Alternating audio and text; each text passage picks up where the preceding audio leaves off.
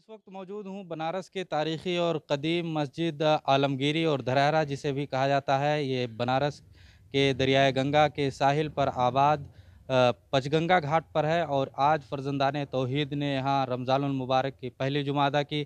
कम ही तादाद में लोग मौजूद थे। सबसे अहम बात यह है कि कोरोना वायरस की गाइडलाइन पर इन लोगों ने अमल किया, मास्क लगाया और समाजी फासले के साथ नमाज अदा की। आम दिनों में अगर कहा जाए तो इस मस्जिद की रौनकें दुबाला हुआ करती थी। रमज़ानुल मुबारक में ख़ास तौर से लोगों का हुजूम हुआ करता था और कसीर भीड़ हुआ करती थी, लेकिन इस जुमे को जो देखा गया है वो कोरोना गाइडलाइन पर लोगों ने अमल किया है और ख़ास बात यह है कि मास्क लगाकर सोशल डिस्टेंसिंग, समाजी फासला बना करके नमाज अदा किया। खुद देख रहे हैं कि मस्जिद कितनी बड़ी है, कितनी लंबी चौड़ी है, लेकिन अल्लाह का शुक्र है कि ये पूरी मुकम्मल भर जाती है।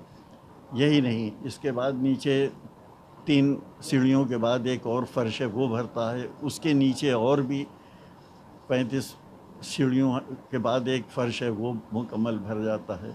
और ये यहाँ पे रमज़ान शरीफ के 5 रमज़ान को यहाँ ख़त्म होती है तरावी, और काफ़ी लोग रहते हैं। ये बीमारी फैली है तो हर शख्स है, उनको कह भी दिया गया है, वो ख़ुद भी नहीं कोशिश करते हैं कि वो यहाँ पे आवे नहीं, बहुत मजमा रहता है। और हम लोग भी उसको सराहते हैं कि नहीं, आप लोग कम से कम आएँ, ताकि ये है कि एक दूरी बनी रहे।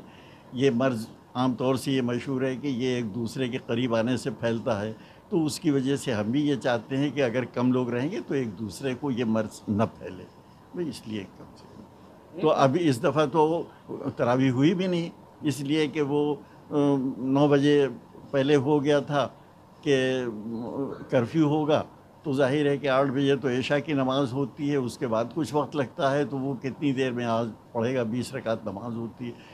फिर इसके बाद ये है कि अब वो 9 से 8 बजे हो गया तो बिल्कुल ही ख़त्म हो गया, तो यहाँ तरावी इस साल नहीं। ईटीवी भारत भी सभी नाजरीन से यही अपील करता है कि कोरोना से बचें, हर मुमकिन इक़दामात करें कि कोरोना वायरस फैलने पर काबू पाया जाए। घरों में रहें, इबादत करें। रमज़ानुल मुबारक के मुक़द्दस महीने में कोरोना के ख़ात्मे के लिए भी दुआ करें। ईटीवी भारत के लिए बनारस से खुर्शीद अहमद।